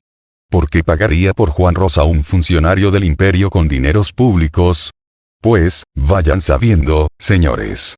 Para ser devuelto por la fuerza y a palos a la guerra contra el Uruguay, pero esta vez como uno más de los 1000 negros regalados al general Venancio Flores para engrosar su ejército de invasión. Pruebas, señor cónsul, pruebas de lo que está diciendo, pues el general Flores jamás ha tenido esclavos en sus filas. Exclamó con soberbia uno de los notarios de negocios extranjeros y criador de caballos en Candiota. 27. ¿Con que el señor notario quiere pruebas? ¿Con que sí, eh? ¿Con que el general Flores no tiene negros forzados en sus filas? ¿Que no, eh? Pues aquí le tengo un pequeño tesoro, dijo el cónsul Guillenea, mientras extraía de un bolsillo un papel doblado en 4 y regastado por reflexiones y manoseos. Enseguida se colocó bajo la luz de la lámpara más cercana, desplegó la pequeña hoja y comenzó a leer con una impecable voz de actor de teatro. Deploro como el que más la terrible necesidad de los castigos corporales que prescriben nuestras leyes militares y he tenido que reprimir mis sentimientos para habituarme a presenciarlos. Pero échese una mirada por el personal actual de nuestros cuerpos de línea. Estos son compuestos de reclutados de la cárcel y de una gran cantidad de esclavos africanos, indolentes y acostumbrados al rigor, que solo con él se consigue que se vistan, que se hacen y que observen los deberes del soldado. Hombres incorregibles, que si afuera darse cumplimiento a lo que prescriben las ordenanzas militares, sería necesario fusilar con frecuencia. Se quiere abolir los castigos corporales. Es muy justo y muy a la altura de la libertad y de la civilización de la República. Pero antes refórmese el personal del ejército, púrguese a este de la ES y de los criminales. Cuando finalizó la lectura, el cónsul recorrió el auditorio con sus ojos de carbonilla y al tiempo que sacudía la hoja ante sus rostros, los ilustró aún más. Quiero que sepan, señores, que esta nota pertenece al coronel León de Palleja, un militar español al servicio del general Venancio Flores, y la escribió para rectificar la denuncia pública de que uno de sus soldados negros había sido castigado con 1500 azotes. No fue así, como habían afirmado vilmente por ahí, sino con 500 palos. 28. Pero además, señor mío, yo mismo soy la mejor prueba de lo que vengo diciendo. Una prueba con fueros diplomáticos. Pues yo en persona tomé al negro Juan Rosa y a su familia bajo protección en mi residencia y pedí a las autoridades del imperio un desagravio para las víctimas y un castigo ejemplar para el sujeto. Pero no, señor, no tuve respuesta. Tampoco la tuvieron decenas de ingenuos como yo. Y pregunto, ¿cuántos testimonios cayeron sobre los escritorios del juzgado municipal de Río Grande, en contra de los estragos de este fascineroso? Decenas, mis amigos. Las autoridades brasileñas sabrán lo que hicieron y lo que dejaron de hacer, pero no podrán negar la apariencia de protección imperial al robo de carne humana. No le permito, señor cónsul, se alteró el presidente João Helena Vieira, enredando sus labios en una baba espumosa que manchó su impecable chaqueta de venado. Desprovisto de caballerosidad, aquel jerarca imperial quitó sin miramientos la silla a una de las mujeres y la apostó violentamente frente a la mesa ubicada justo en el centro del salón. Acto seguido tomó asiento y enfrentó desde allí al cónsul Guillenea, gritando, repitiendo 1, 2, 3 veces, no le permito, señor cónsul. Hasta que al fin, el brasileño logró ordenar sus pensamientos. Y con mejor control, pero sin dejar de gritar, aseguró que la balanza de la injusticia había guardado también un sitio de preferencia para el gobierno uruguayo. Dijo que si el cónsul tenía tiempo y frescura, le haría escuchar una extensa relación de reclamaciones pendientes desde una década atrás, iniciadas ante el gobierno uruguayo por la legación imperial en Montevideo. No más de medio centenar de crímenes y hostigamiento contra los brasileños residentes en tierra del cónsul. No más, mi señor, ironizó João Helena. El cónsul Guillenea comenzó a arrollar las mangas de su camisa blanca sobre los codos y no aceptó aquello de enfrentar al contrincante de pie en medio de los suyos. De modo que emparejó sus ojos a los del jerarca de Río Grande y tomó asiento lentamente al otro extremo de la mesa, tratando de precaver el tono para que no le emergiera airado. Era evidente que estaban en el abismo de sus borracheras y también coléricos, pero cada cual contenía lo suyo a los efectos de favorecer el orden de la mente. Armando ampulosamente sus gestos, Juaolena tomó con su mano izquierda el dedo índice de su derecha y le enumeró la primera desgracia sufrida por un ciudadano brasileño, no en tierras sino en aguas uruguayas. Fue propio de cobardes. Imaginen ustedes, señores. Noche de otoño apacible en la bahía de Montevideo, un vapor de guerra anclado a 100 metros del muelle de la Victoria y más allá, frente a las tabernas del puerto, un pequeño grupo de marinos brasileños. Todos alegres y entretenidos por las bondades de una guitarra compatriota que les traía el alma de la tierra lejana. Sin embargo, como dice el refrán, el agua estaba clarita y cayó mierda a la cachimba. Llegaron los provocadores del lugar y lo arruinaron todo. Pues, señores, ¿quién creen ustedes que fue la víctima de aquella cobardía histórica? Juaolena hizo un silencio de espectáculo largo. Demasiado largo y más bien propio de la morosidad del que se ha pasado de tragos. Entonces, al fin, denunció que aquella víctima no había sido precisamente un guerrero de peligro y menos un hacendado de renombre, sino el pobre músico que entretenía a los marinos del vapor de guerra Don Alfonso anclado frente al muelle.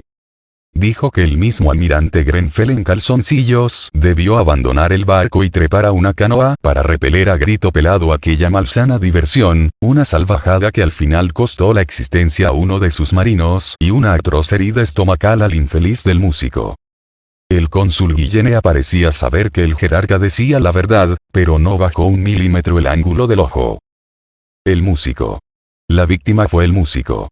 Y usted tendrá constancia de que además de balearlo, humillaron al trovador pintándole el culo de negro con alquitrán de muralla. Usted lo sabe, señor cónsul, todos en Montevideo lo saben. El músico murió de gangrena. Sin embargo, al capitanejo que ordenó la balacera lo internaron en un hospital para facilitarle la fuga. Mi Dios, ninguno de los uruguayos sufrió pena alguna. Sin embargo, mi Dios, hubo un mes de prisión para los marinos brasileños que participaron en la fregada. El cónsul percibió miradas hostiles, abruptos silencios y ruidosos tragos de licores rápidos. Pero él embistió sobre las mismas muletillas del hombre de negocios extranjeros del imperio. Por favor, señor, no mencione a Dios en este asunto. Usted está enterado de que a esta misma hora, hay curas y obispos brasileños que siguen legitimando crímenes de estos señores aquí parados, sin que nadie emita reproche alguno. A los africanos capturados despojan de la libertad en las mismas pilas bautismales y quedan sus nombres asentados en la parroquia como nacidos de vientre esclavo. ¿Acaso eso no lo sabe? El bandolero Laurindo José, engallado, dio un paso hacia la mesa y se arrogó la tarea de defender los honores mancillados. Escupió fuerte, sólido contra el piso, y miró al cónsul como estimando a un hereje. Demuestre eso que dice, castellano. El presidente Juaolena Vieira, enfurecido por la intervención indebida, interrumpió el extravío, golpeando de mano abierta sobre el tablón de la mesa. Cállate, forajido, ¿para qué crees que estamos nosotros aquí? Sí, señor, resignó Laurindo José mientras retrocedía un paso hacia sus hombres. No, señor presidente provincial, sonrió cortésmente el cónsul Guillenea. Permítame que le pruebe a este demonio mis palabras. Sepa que, hace 3 meses apenas, el vicario de Villa San Gabriel denunció ante el mismísimo vizconde de Abaete, que en Santa Ana do Livramento, un cura epiléptico llamado Joaquín Ferreira bautizó como esclavas y de una sola vez, la friolera de 25 niñas nacidas en el estado oriental. Es más, la conmovedora ceremonia religiosa ocurrió en la casa del capitán Chagas, un asqueroso reducidor de negros y proveedor de soldados esclavos del general Flores. Pregunto yo, ¿qué pasó con el indigno sacerdote Ferreira? Deje que yo mismo aclare la cuestión, señor. Nada. Absolutamente nada. Aquel hijo de Dios se perdió en lontananza con 250 pelados de plata, a cuenta de los documentos fraguados en la parroquia. Y sin que nada ni nadie lo impidiera, dio todas las facilidades para que el traficante Germano Cray revendiera a las niñas en pelotas como semovientes. Tal vez sea cierto lo que dice, señor cónsul, dijo el presidente João Vieira, reclinándose cómodamente en su silla, su melena blanca despeinada y los ojos de conejo enrojecidos por el alcohol. Prosiguió con cautela, armando cuidadosamente el efecto de las palabras. Tal vez sea cierto, pues ya nada me extraña en este mundo. Pero usted me habla de sacerdotes desconocidos. Sin embargo, yo estoy en condiciones de referirle desmanes de sus mismos gobernantes contra súbditos del imperio. ¿Qué me dice, señor cónsul, de sus piromaníacos compatriotas? Del asesinato en Cural de Piedras del brasileño Juan da Silveira, su mujer, sus 5 hijos menores y un huésped que los visitaba, a manos del coronel Trifón Ordóñez, quien los incendió en su propia vivienda, solo porque se negaron a tragar pimienta con pólvora. O de José Lindonga, el comisario de Cerro Largo, quien prendió fuego al calabozo cerrado a 2 vueltas de llave con 3 brasileños dentro, los ciudadanos cantores José de Santana, Manuel Leao y Carlino do Couto, todos convertidos en pocos minutos en tristes muertos, cuando tenían toda una vida por delante. ¿Lo recuerda, señor cónsul? No, contestó Guillenea con serenidad. El cónsul uruguayo terminó el vaso, lo llenó nuevamente y cruzó las manos sobre la mesa. Lo que sí recuerdo es la alianza siniestra entre Manuel Marqués de Noronha y este señor aquí presente, Laurindo José da Costa. Los dos, seguidos por los mismos secuaces aquí presentes, tomaron por asalto a toda la familia de la negra Carlota Olivera en la costa del río Olimar. Según lo que pudimos saber por el testimonio de un tal Prusiano Santos, desertor de la gavilla, a la negra Carlota le degollaron el marido y a ella le ataron las manos y la colgaron de los tirantes del techo, mientras estos señores discutían en medio de la borrachera, si debían matarla o no. Al fin, la dejaron colgada. La abandonaron allí, confiados en que moriría de hambre, y se llevaron a sus hijos Cleto, Higinio e Inés, ninguno de ellos mayor de 13 años. Esa es la versión de un desertor de gavilla y nada más. Delirios, señor cónsul. Pues no, señor. La versión del desertor ilustra solo una parte de lo que ocurrió después. Por él se supo que los subieron a las canoas, bajaron por el Olimar hasta el Cebollatí, entraron a la laguna Merín y desembarcaron en la capilla del Taluim donde vendieron a los niños. Pero no fue solo Prusiano Santos quien contó esta historia en Canguazú. Fue la misma Carlota, cargada de llagas y agonías, quien llevada por esas fuerzas sobrehumanas que da el amor de madre, rompió las prisiones y logró arrastrarse hasta llegar a las autoridades de la villa de Maldonado. Acompañada de 2 hombres y de los papeles correspondientes, la infeliz intentó seguirles el rastro, pero solo logró ubicar a Higinio, el mayor de sus hijos. Hasta ahora se desconoce el destino de los otros 2. ¿Qué le parece? Delirios o niños desaparecidos. Y sin embargo, señoría, aquí, en esta misma taberna, cualquiera puede ver a don Laurindo José da Costa con 3 niñas y una madre, enteramente desnudas y prisioneras a sus pies, a punto de tomarse unos tragos con su gente y con toda la tolerancia de las autoridades brasileñas. Ya lo veo, concedió inexplicablemente el presidente João Vieira, como si de pronto hubiera arremetido contra él una gran desilusión o hubiera comprendido repentinamente, mirando sin ver a aquellas criaturas humilladas, que semejantes ruindades eran culpas más de los tiempos que de los hombres. Era evidente que aquel duelo entre buenas memorias y reseñas de atropellos los había fatigado. Se hizo un silencio de moscas en la casa de la pastora y al fin levantó un dedo anillado de plata hacia el oficial de gendarmes que observaba atento desde el mostrador y le ordenó que metiera a todos en un calabozo hasta que el juez hiciera su trabajo. Pero no festeje todavía, señor cónsul, advirtió volviendo hacia Guillenea el mismo dedo de plata. Los atropellos del gobierno del Uruguay contra los infelices 40.000 brasileños que viven en su país repercuten por todo el imperio y superan con creces sus líos con negros borrachos y alborotadores. A esta altura de la madrugada, puedo asegurarle que tanto al emperador don Pedro, como al general Venancio Flores y a su amigo, el general Mitre se les terminó la paciencia. 29. El silencio del calabozo apenas se horadaba con el ronquido tortuoso de Hermes Nieves, pero Martín Zamora no estaba muy seguro de que al otro lado de la penumbra, el inglés Harris no estuviera atento a los intercambios de comentarios con el capitán a lo largo de la lectura. ¿Qué quiso decir Joao Vieira? ¿Qué significa eso de la paciencia terminada? Preguntó Hermógenes Masanti, como si no lo supiese. Exactamente no lo sé, por lo que allí se comentó, el almirante Tamandaré quiere la bandera imperial sobre la iglesia de Paysandú para el día del año nuevo. En 2 horas tendremos a ese macaco de lujo frente a la ciudad, comentó con desprecio el capitán, mientras cabeceaba en dirección al río. Luego caerá Montevideo. Caerá el presidente Atanasio Aguirre y Venancio Flores se hará cargo de esta tierra, agregó Martín Zamora. ¿Qué ocurrió con el resto de la gavilla? El cónsul Guillenea exigió la entrega de Laurindo José y los suyos para ser juzgados en este país. Pero era mucho pedir. Consideraron que era una concesión excesiva. Y además un peligro, puesto que el bandolero sabía demasiado de movimientos de tropa y secretos de guerra. Al final Joao Vieira terminó por invitarlo a que se conformara con 2 integrantes elegidos al azar, mientras que los demás quedarían en Río Grande para ser investigados por los jueces del imperio, cosa que nadie cree. De modo que nos entregó a Hermes Nieves y a mí, para que el cónsul Guillenea nos sometiera a juicio en territorio uruguayo.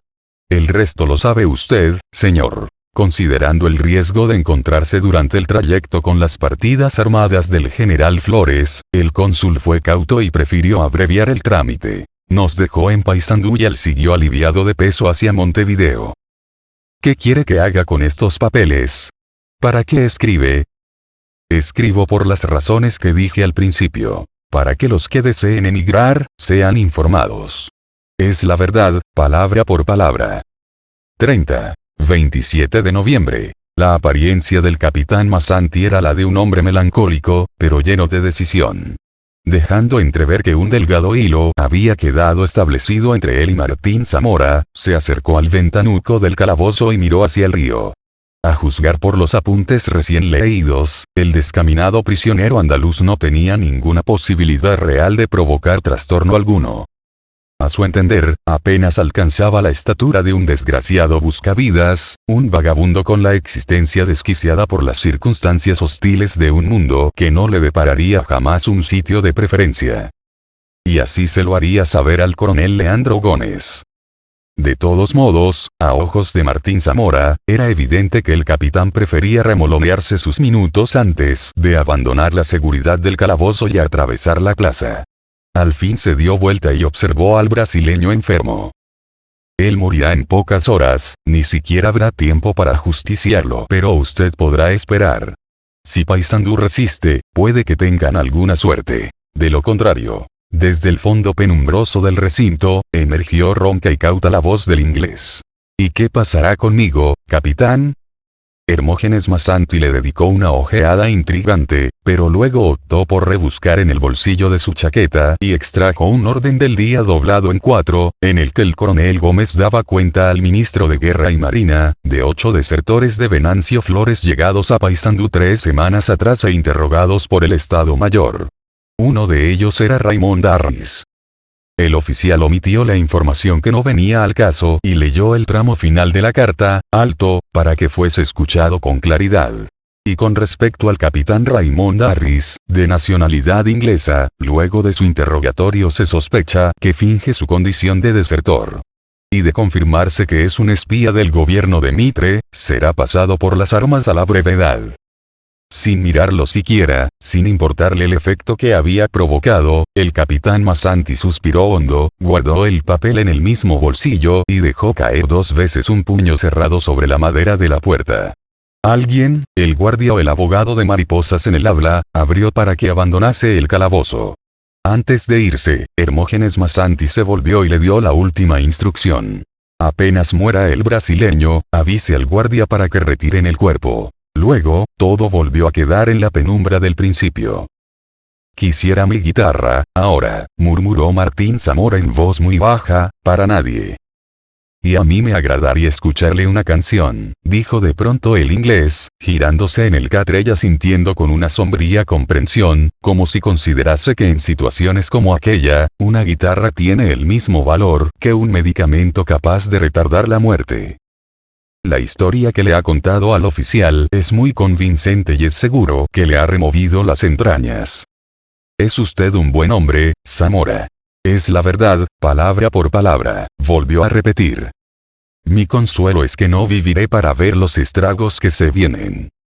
Raymond Darris se irguió de repente, sacudió el revoltijo de su melena rubia y se afirmó sobre un codo para verlo mejor. Se equivoca, camarada. Sobreviviremos este infierno los dos. Con una sorpresa manada de la amargura, Martín Zamora lo observó con detenimiento y por primera vez, desde que convivían por la fuerza, le preguntó quién era él en realidad, de dónde sacaba su enfermizo optimismo. Entonces, el inglés Raymond Darris se levantó, se lavó vigorosamente la cara y terminó por sentarse en el mismo sitio donde antes había estado leyendo Hermógenes Masanti. Luego, a sabiendas de que tenía todo el tiempo del mundo para hacerlo, comenzó a explicarle a Martín Zamora lo noble y lo perverso que tienen todos los sitios de los que él había tenido noticia. 31. Yo debo haber vivido muy cerca de usted, Zamora, pues vengo de Gibraltar en donde encontré la vida fácil como soldado, mal pintor y traficante de cuadros falsos. Pero esa es otra historia.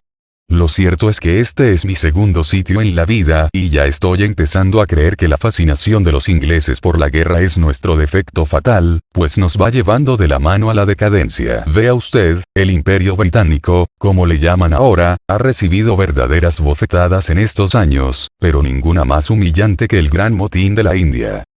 Ocurrió hace 8 años apenas, yo estaba en la colonia y me parece que fue ayer. No fui como un soldado más, sino para vender una pequeña colección de óleos a una familia de nobles insoportables por su soberbia. En realidad, no solo ellos, sino todos los ingleses eran soberbios allí. Soberbios, confiados y estúpidos, como solía llamarlos mi amigo, el teniente escocés Rupert Coates. Y en verdad, que lo eran en exceso puede deducirlo claramente de la imprudencia de disponer solo de 30.000 soldados británicos en la India, sumándose apenas a la exageración de 250.000 de cipayos, esos soldados nativos que nunca fueron demasiado confiables ni demasiado fieles a sus jefes ingleses. Preste atención y dígame usted si conoce alguna guerra en que alguna religión no esté detrás, con sus dioses bárbaros, sus éticas estúpidas y sus rituales acatados por las mayorías. Aquí mismo, el general Flores le llama cruzada a sus carnicerías y trae en sus estandartes el Sagrado Corazón de Jesús, solo para obtener el respaldo de los primitivos. En todo el orbe es igual, Zamora. Mis compatriotas demostraron durante 10 años una prepotencia difícil de aceptar en todos los rincones del imperio, en la India en particular.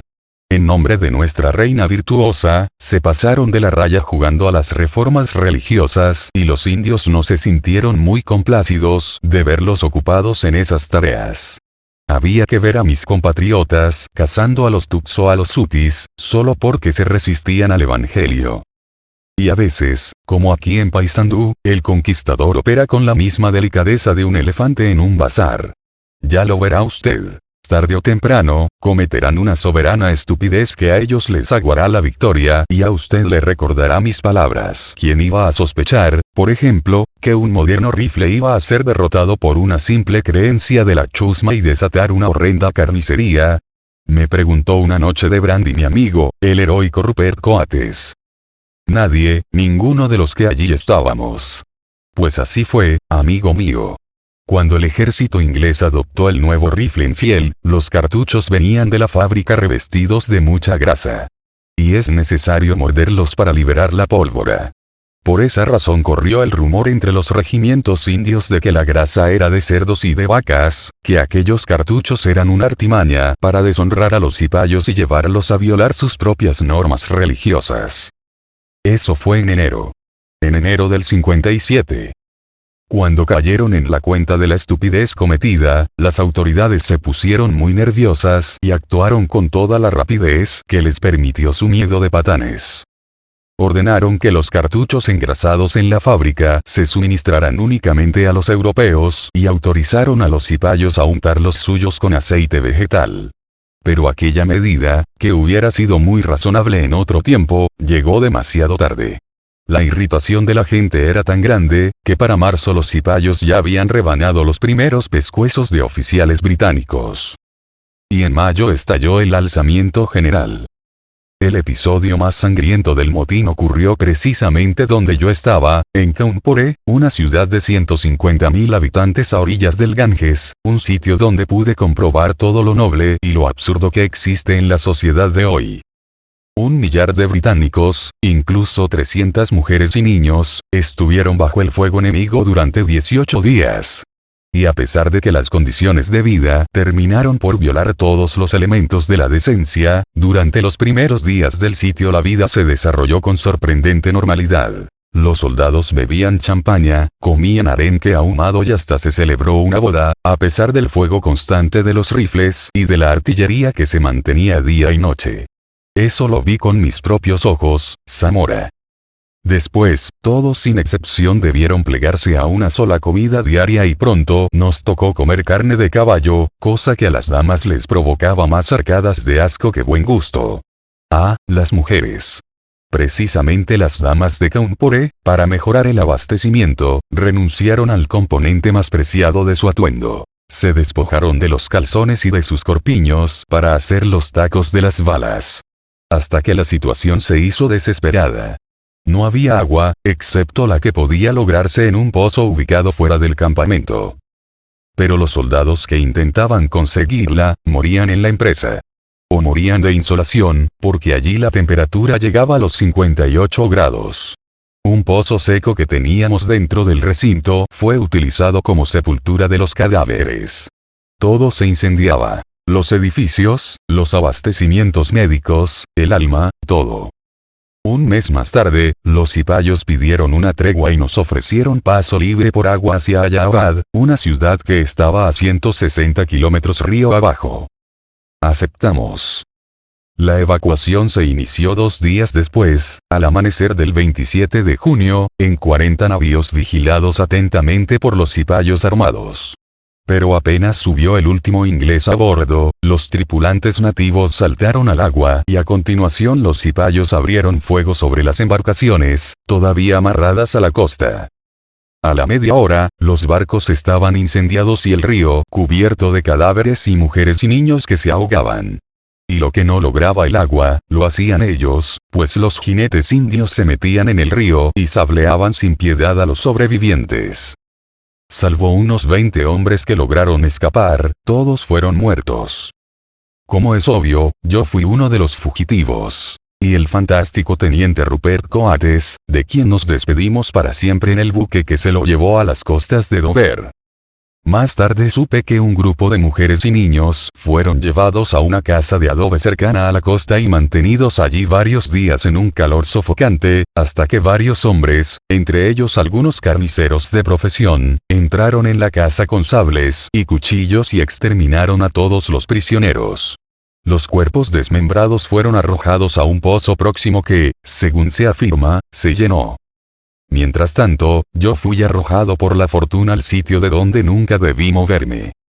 Para las Navidades del 57, ya estaba nuevamente en Gibraltar brindando por las grandezas del imperio y pronto para las experiencias que hoy estoy viviendo junto a usted. Prepárese para el horror, mi amigo.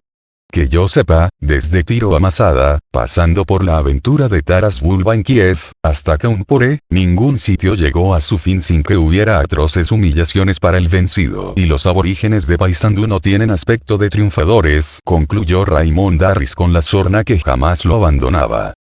A continuación flexionó los brazos, se puso de pie y miró hacia afuera por el ventanuco.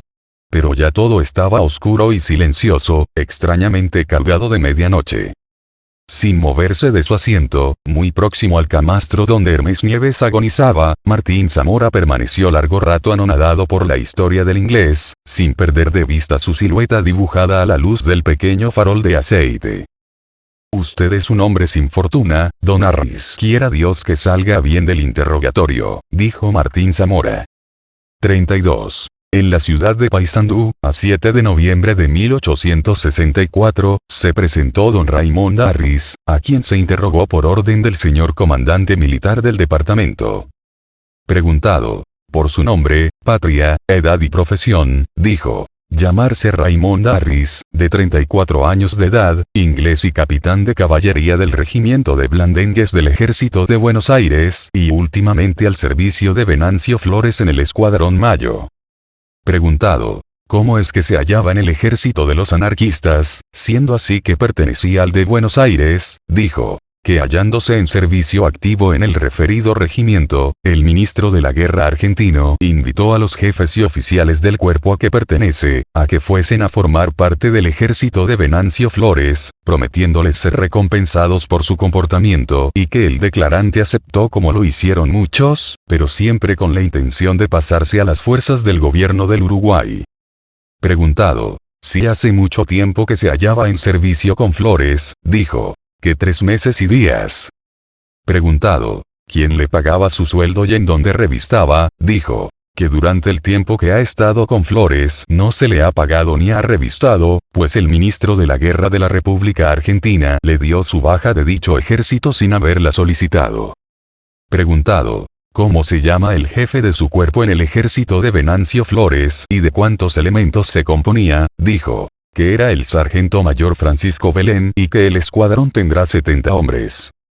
Preguntado si el ejército de Flores está bien o mal armado y si sabe el declarante si su parque está bien provisto o no, dijo que el ejército está bien armado.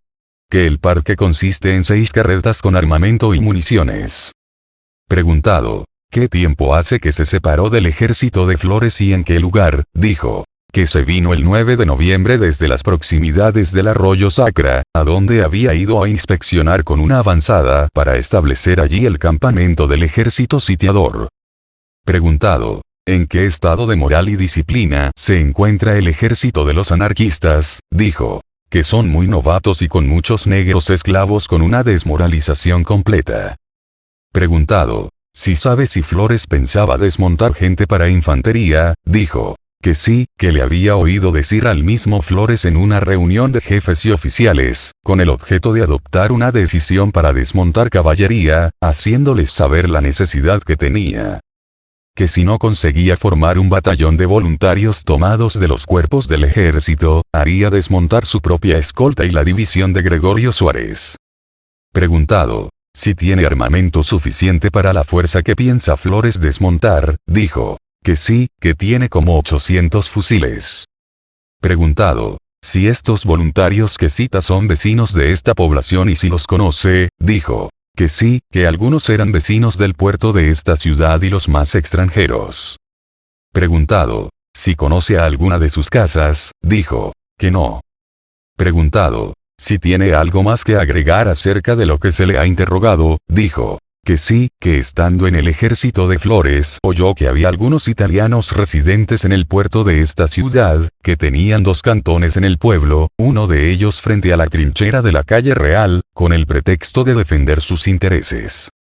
Preguntado si sabe la forma en que se comunican esos italianos con el ejército de Flores, dijo que no, pero que había oído decir que la mayoría de las veces a través de un abogado de la misma nacionalidad, con la misión de permanecer dentro de la ciudad hasta nueva orden. Leída que le fue esta declaración, fue preguntado si lo que se le acaba de leer es lo mismo que ha declarado y si tiene algo que quitar, dijo que no, que era su propia declaración y que lo dicho es la verdad en lo que se afirma y ratifica. Y para que conste la firmó conmigo y el jefe del de tal. Raymond Harris. Luca del Piero. Mayor Larrávide.